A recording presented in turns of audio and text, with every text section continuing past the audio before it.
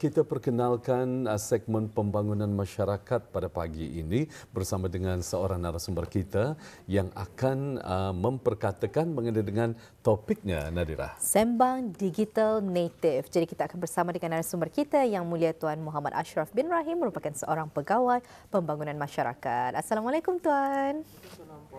Ya. Apa kabarnya hari ini? Sehat? Alhamdulillah. Nervous kali ni? Nervous. Tapi bukan kali pertama bersama di Rampai Pagi ya? Bukanlah. Berkali-kali. Ada beberapa kali. Beberapa kali. Alhamdulillah. Baik. Ya, Baik, silakan. untuk pertemuan kita di kali ini, Sembang Digital Native. Kalau dilihat, orang dah pelang faham ni apa artinya. Jadi mungkin dapat tuan terangkan mengenai dan tajuk kita pada hari ini, silakan. Terima kasih Puan. Okey. Digital lah. Ya. Cara menyebut digital. Ya, digital. So, allow me to say dalam, I think digital lah. Biasanya panggil digital. Ya. Boleh. So digital lah. Ia berkaitan dengan teknologi, dengan keadaan semasa, dengan pembangunan apa namanya, social media dan sebagainya, internet, telefon bimbit, gadget dan sebagainya lah. Ia berkaitan di antara satu sama lain. So keadaan semasa sekarang menyaksikan pembangunan teknologi yang pesat membangun lah. Okey, itu digital lah. Manakala native itu sebenarnya yang kita ni faham, ia adalah satu golongan ataupun satu kelompok lah, generasi yang dibesarkan dalam keadaan dunia atau keadaan semasa yang di mana teknologi pesat membangun.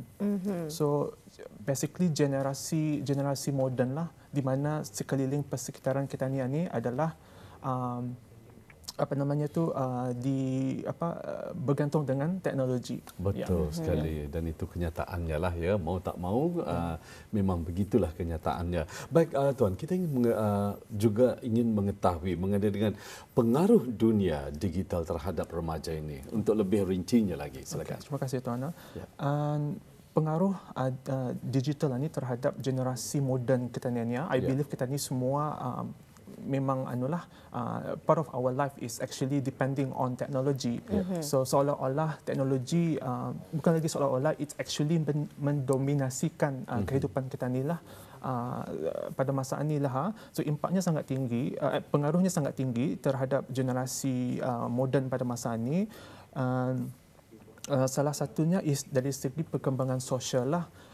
So teknologi ini akan sentiasa berkembang dari masa ke semasa. It will continue to evolve without kita ni sedari kaya ataupun tidak disedari. Okay, so jadinya ia sesuatu perkara yang unavoidable, tidak dapat dielakkan, dan kita ni harus beradaptasi juga dengan keadaan semasaan ya. Contohnya seperti wabak pandemik COVID ni ya. Betul. Kita ni terpaksa beradaptasi dengan teknologi, mau tak mau kita ni pun terpaksa hidup juga dengan teknologi ni ya. So yang kedua, dengan adanya berbagai-bagai platform social media, Facebook, Instagram, TikTok dan ini sebagainya. Platform ini sangat popular di kalangan generasi moden ni ya. So jadinya ia sebagai enabling factor untuk masyarakat to engage sama social media ni. Yang ketiga, yang seterusnya is actually demand ni juga. Masyarakat kita ni sebenarnya demand terhadap teknologi adalah sangat tinggi. So jadinya masyarakat akan sentiasa up to date lah dengan teknologi ni ya. Ini mau ketinggalan. Okay. So di sini adanya isu macam wants versus needs, atau keperluan versus kemahuan. So dari sana timbullah istilah itulah. So kita ni yang keduanya, dengan adanya teknologi ni, rantaian komunikasi itu dapat dijalinkan di antara satu sama lain dengan contoh saya dan juga bis kita semua. So jadinya ada interaksi di sanalah di dalam talian. Okay. And then seterusnya yang ketiga, teknologi ini juga, dunia digital ini mencetuskan budaya ataupun trend semasa. Okay. I think contoh trend budaya, I think penggunaan hashtag. Betul? Ya, penggunaan hashtag. And then budaya-budaya seperti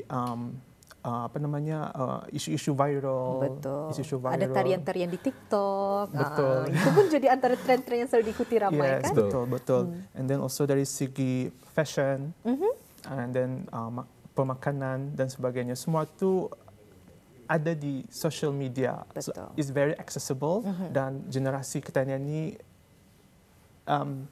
bukannya atau apa namanya memang terdedah dengan semua tu dah asing lagi. tidak asing and memang directly engage lah with that kind of keadaan ni. Okay. Jadi kalau kita ni lihat golongan remaja-remaja kita ni, selalunya kalau dulu-dulu seperti yang kita ni katakan kan, kalau dulu kita ni memang ada perkembangannya. Mungkin kalau dulu donatnya ada donat klasik saja. Sekarang kita ni ada donat pelbagai perisa. Tapi untuk perkembangan sosial bagi golongan remaja ni, kita ni ada perkembangannya juga dari satu ke satu, macam tu kan. Jadi mungkin ada di sini dapat diterangkan bagaimanakah impak digital ini kepada sosial, kebolehan sosial remaja kita ni. Silakan. Interesting to hear that from you. Yeah, that it's a metaphor. donat klasik, adanya donat kena innovate. Betul. Jadi something yang modern and trendy. Yeah. So impaknya adalah sangat tinggi lah. Impaknya adalah sangat tinggi sama ada secara langsung ataupun tidak langsung, directly or indirectly. Kalau secara langsung itu ada dua positif and negatifnya. Positif itu we know that teknologi ini mengurangkan jurang barrier, minimize the barrier between us, among us dalam masyarakat inilah. Dengan adanya enabling factor tu juga, macam adanya social media, and then social media akan terus berkembangnya, it will continue to evolve.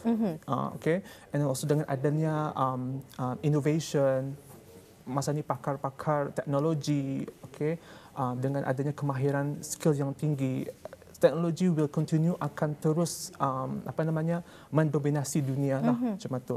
And then negative side of dunia digital ini obsesif terlalu banyak penggunaan lah, usage, obses dengan teknologi, obsesif. And then juga penyalahguna, misuse of teknologi ini di kalangan generasi muda, because banyak kes-kes yang yang dirujuk kepada pihak JAPIM sendirilah. Ada source-nya adalah daripada media sendiri, digital media inilah. Okay. And then kalau secara tidak langsung itu it involves kesihatan emosi kita ni, emotional well-being kita ni. Contohnya dengan dengan istilah FOMO atau fear of missing out atau secara tidak langsung ia fear missing out ini sebenarnya ia satu sindrom di mana kita ni rasa orang itu lebih baik daripada kita ni lah. Rasa tertinggal rasa rasanya. tertinggal. So we cannot miss that thing. So we must get involved. We must macam jadi terbaik di antara yang terbaik macam tu. So itu indirectly mengganggu kesihatan emosi kita ni. So timbulnya istilah FOMO itu, and then timbulnya rasa cemburu, okay. Self esteem kita ni juga akan affect our self esteem atau keyakinan diri dan sebagainya. So itu di antara impact of dunia digital ni terhadap kita ni lah sebagai generasi ni pada masa ini. Sangat menarik didengar yang di antara impak social media ini adalah terhadap kesihatan mental kita ni. Mungkin di kesempatan ini Tuan dapat mengongsikan bagaimana caranya untuk remaja ini tetap juga beradaptasi dengan digital, dengan dunia digital, tapi pada masa yang sama tidak terlalu mengganggu kesihatan mental. Masih ada kesihatan mental yang seimbang. Bagaimana? Okey. Yang pertama adalah datang daripada diri kita sendiri, primary intervention. So self awareness adalah sangat penting. Okay, self awareness itu kita ni coping skill di sini adalah sangat penting juga. Coping skills. So adanya istilah macam digital detox, social media detox itu. It's very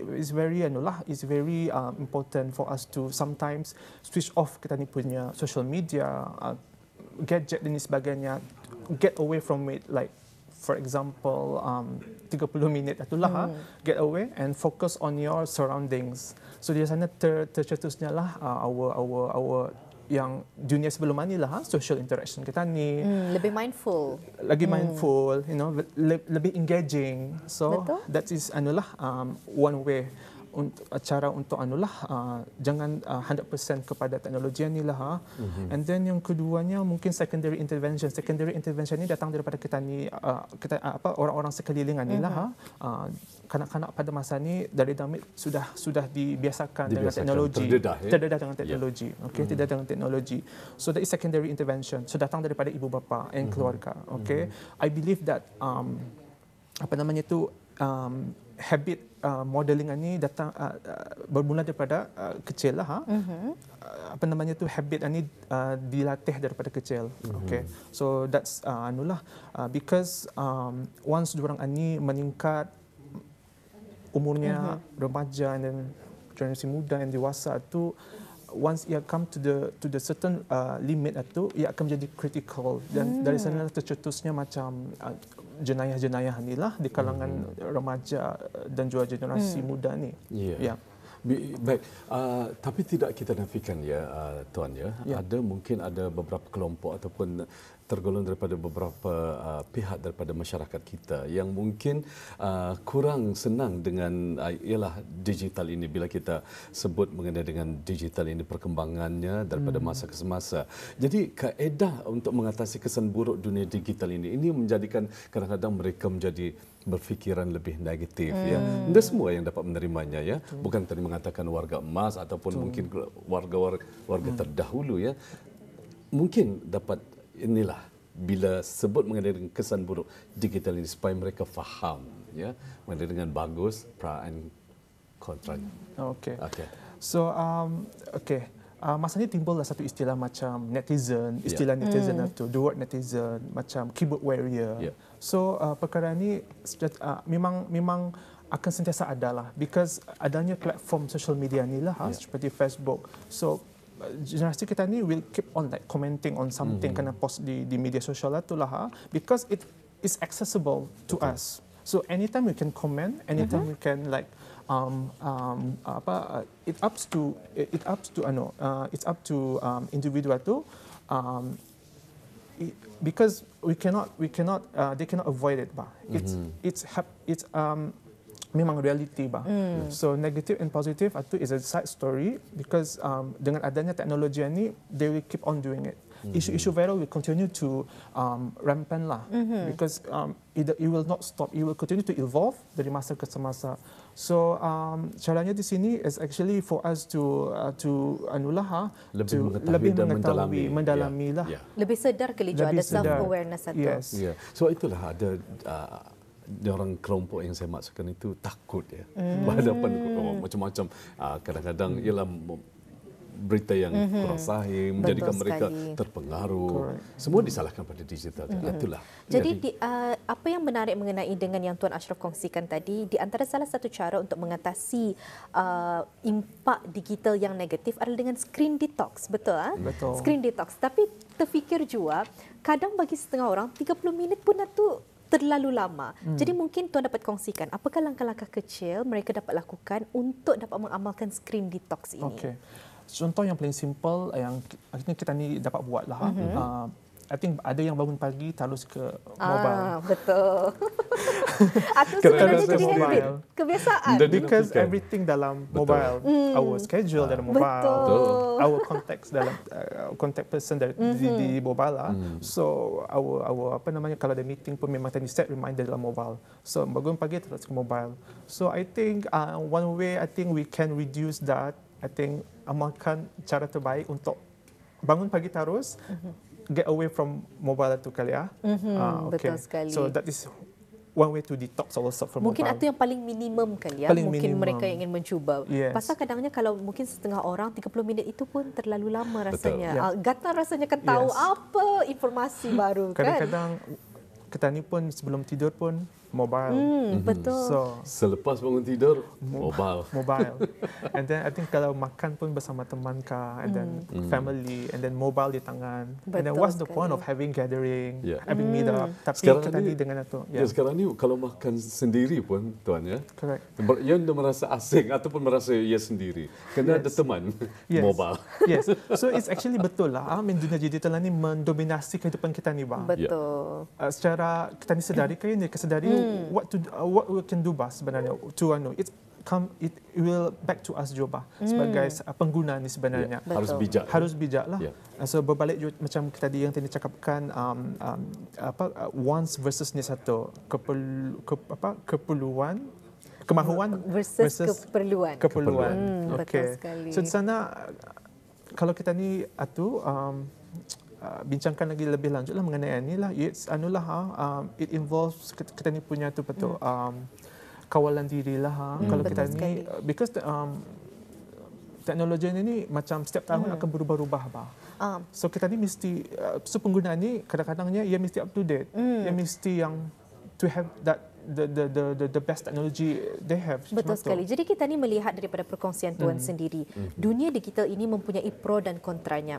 Bagaimana sekiranya seseorang itu belum tahu bagaimana caranya untuk menggunakan digital ini di jalan yang baik, secara baik. Apa yang dapat mereka lakukan untuk memanfaatkan digital ini dan kemudahan-kemudahannya? Okay. So seperti keadaan semasa pada masa ini dengan adanya pandemik COVID-19. So kita ni semua beradaptasi dengan teknologi. So bekerja daripada rumah, belajar work from home, home based learning. So dengan melalui teknologi ini. So dari sananya timbulnya adanya platform di mana kita ni boleh menjalankan tugasan kita ni dari away from biasa ni lah. Okay. So students belajar daripada rumah dan sebagainya. So it's very accessible now. So even meeting pun melalui platform online. So secara virtual. So penggunaan teknologi ni dari sanalah nampaknya adanya kaedah terbaiklah. Amat perlulah. Amat perlu, yes. Betul sekali. Kalau Tuan sendiri setuju ke Indah, kadang di dalam kita ni kepesatan dunia digital ini ada jurang di antara mereka yang kurang berkemampuan dengan mereka yang berkemampuan. Terutama sekali ketika mana kita ni di zaman pandemik ketika itu ada anak-anak murid yang tidak berkemampuan, jadinya Indah dapat belajar bersama. Kalau dalam dunia digital ini, bagaimana kita ni ingin menutup jurang tersebut agar semua memiliki manfaat yang sama? Okey, masa ni I think dipahami dengan golongan masyarakat ini limited in terms of macam teknologi ni lah, ada keterbatasan especially dalam pandemik that yang kita ni alami yang 2-3 tahun lepas ni lah. Jadinya di sana teknologi ini is actually to supplement saja to our everyday life manibah. So actually that's why adanya new normal lah tu. Kita ni adanya teknologi, adanya keadaan yang sebelum pandemik itu. Kita ni masih hidup dengan cara yang lama tetapi dengan norma yang baharu itulah. Betul. So jadinya pada masa ni pun mobile ni pun memang accessible to all of us juga. Dari kalangan masyarakat, even kanak-kanak pun I think memang terdedah dengan gadget-gadget ni lah. So yeah. Jadi Tuan ada menyebut mengenai dengan bagaimana kanak-kanak pun sudah terdedah dengan gadget. Adakah Indah guideline-nya tersendiri? Waktu umur berapa kanak-kanak ini patut ada screen time? Okay. I think proper guideline itu for kanak-kanak to have this screen need to ada dorang is actually it depends on the parents itulah. Depends on the parents itu. Yes, depends on the parents itu. Because as I said tadi, habit modeling ini bermula daripada kecil, So apabila diasuh kanak-kanak itu daripada kecil in terms of attitude-nya, behavior-nya, it will menghasilkan satu generasi yang generasi yang orang bermanfaat kepada masyarakat. Betul sekali. Dan mungkin sepatutnya memang tugas ibu bapa itu untuk menapis apa yang anak-anak mereka tonton. Macam kalau kita ni lihat kan kadang ada dorang makan dibagi screen time macam tu. Tapi apa yang disuruh untuk melihat itu? Yes, interesting to note that juga. I mean, ibu bapa perlu memamatai juga apa yang dorang serve di internet juga. Betul. Because as I said tadi, kebanyakannya kes-kes ni yang datang kepada JAPIM, pihak JAPIM ni bermula daripada media sosial ni, social media ni lah.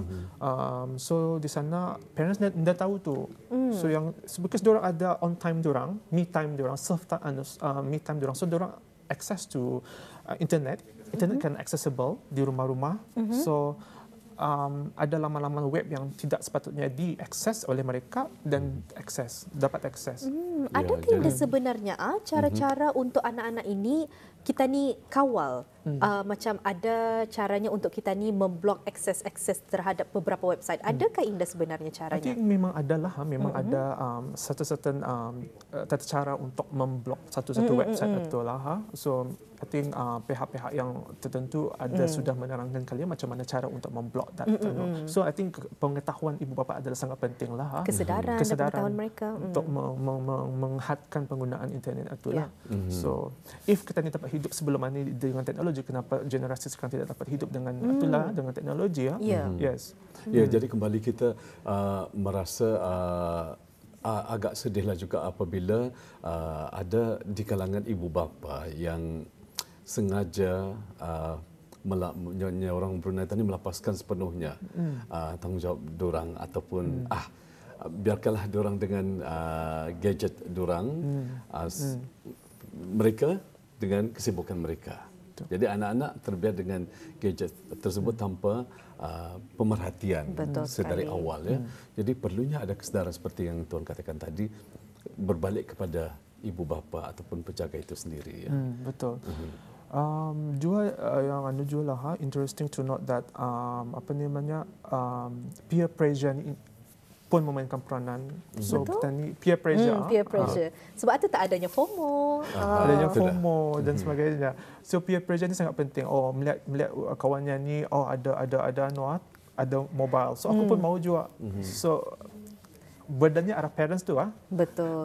Burdennya ada parents. So jadinya itulah peer pressure ni. It's unavoidable. Kita ni remaja harus because for me kanak-kanak ni ia fragile dorang ni fragile. So anything can happen to dorang. So dorang ni mangsa. Dorang ni mangsa. Sangat rapuh lah ya. Sangat rapuh. Yeah. And then perpetrator ni adalah dari yang secara dalam maya ni lah. So dorang ni mudah jadi mangsa. Dia sangat fragile dan kalau Indah dikawal akan menjadi lebih kritikal lah. Sebab itu pentingnya ada cyber security kali ya, terutama sekali untuk mereka dan untuk juga tugas ibu bapa membagi tahu apakah adab-adab ataupun cara-cara untuk bersosial media. Walaupun nampaknya ringan sahaja tapi ada kepentingannya kan. Kerana dari social media inilah juga lahir sifat suka membanding-bandingkan, sifat FOMO, macam takut kawannya sudah ada barang baru, ia belum. Tapi apa yang kita lihat di social media itu hanyalah highlight tentang sesuatu yang baik-baik saja. Indah kita ni tahu rupa-rupanya ia berhutang kau untuk membeli barang tersebut. Jadi kanak-kanak ia pandai berfikir. Tugas kita inilah yang menyedarkan mereka kan. Betul puan. Saya sangat setujulah dengan komen puan tadi itulah. And then juga teknologi ni impaknya adalah sangat tinggilah kepada kita ni semua. So support system daripada parents sangat penting, ibu bapa, and then juga perkara-perkara ni macam saya tadi enabler benda ni, enabler. So kita ni dapat avoid benda ni daripada terjadi. So it will continue to evolve. Dan kita ni harus bijaklah. Betul, kerana ia akan terus berkembang. Sesuatu yang Indah dapat kita ni kawal, tapi yang dapat kita ni kawal adalah cara kita mengendalikan media sosial tersebut. Jadi mungkin Tuan dapat mengongsikan untuk topik kita ni pada hari ini yang sangat menarik, Sembang Digital Native ini, ada sedikit kesimpulan yang ingin diberikan kepada penonton kita ni, silakan. Okay, for me I think just sajalah, it's very simple for us to menjadi penggunaan teknologi yang berhemah akan menjamin kesejahteraan dalam masyarakat lah. So adanya habit modeling itu daripada kecil. So dilatih, and then also to note the importance of keperluan dan kehendak keperluan dan kemahuan. And then juga and also self awareness kita ni, coping skills kita ni, digital detox is very important juga, social media detox. And then dia dinafikan social media ni especially a way for remaja atau golongan muda ni to mengekspresikan dorang themselves dari segi talent dorang dan sebagainya. It's not 100% tidak mendatangkan keburukan, tetapi penggunaan yang bijak adalah sangat penting daripada terjadinya sesuatu yang lebih kritikal di peringkat yang itulah. Betul sekali. peringkat-peringkat umur Dari itu. perkongsian Tuan tadi, amat menarik sekali kerana baru teringat memang betul media sosial ini dapat menjadi salah satu platform untuk golongan muda. Bukan golongan muda sahaja, sesiapa pun untuk mengekspresikan talent ataupun orang bakat seni mereka. Kerana itulah kita ni melihat ada yang membuat lukisan dan harusnya diupload dan orang interested dan mereka akan membelinya. Jadi itulah mungkin jua di antara jawapan bagaimana kita dapat memanfaatkan media sosial yang banyak ni, platformnya banyak hingga dapat kita ni escape daripadanya. Baiklah, itulah sedikit sebanyak perkongsian kita ni mengenai dengan Sembang Digital Native. Amat padat sekali dan amat menarik sekali. Kita sudah pun bersama dengan narasumber kita yang mulia Tuan Muhammad Ashraf bin Rahim, merupakan seorang pegawai pembangunan masyarakat. Kami Rampai Pagi tidak lupa ya ingin mengucapkan ribuan terima kasih di atas kesediaan Tuan untuk datang kemari. InsyaAllah mungkin di lain kesempatan mau ni tajuk yang lain lagi. Rasanya belum puas lagi untuk Tani kupas Betul. bagaimana cara untuk lebih efektif lagi, tapi seperti yang telah pun dikongsikan oleh narasumber kita sebentar tadi itu, kita rasa sudah hampir ke tahap orang kata itu sepenuhnya yang dapat dikongsikan bersama Banyak dengan lagi sebenarnya. masyarakat di luar sana, bis kita di luar sana dan juga kita di sini ya. Betul sekali. Dan itu merupakan sumber ilmu yang sangat berguna untuk kita. InsyaAllah. Ya, terutama sebagai ibu bapa dan juga penjaga seperti yang telah pun disarankan ataupun diberi pandangan oleh tetamu kita sebentar tadi, itu perlunya ada pemedulian ya. Kita kembali kepada naluri ataupun fitrahnya manusia untuk mendekatkan diri kita bersama dengan anak-anak ya. Betul sekali. Jangan lepaskan mereka. Betul sekali. Baik, sekali lagi Rampai Pagi mengucapkan jutaan terima kasih kepada narasumber kita, iaitu Yang Mulia Tuan Muhammad Ashraf bin Rahim, merupakan pegawai pembangunan masyarakat yang berkesempatan bersama kita pada pagi ini. Sekali lagi Rampai Pagi ucapkan jutaan terima kasih. Baiklah, insyaAllah kita akan bersua lagi lain kesempatan. Assalamualaikum Tuan. Waalaikumsalam, Puan.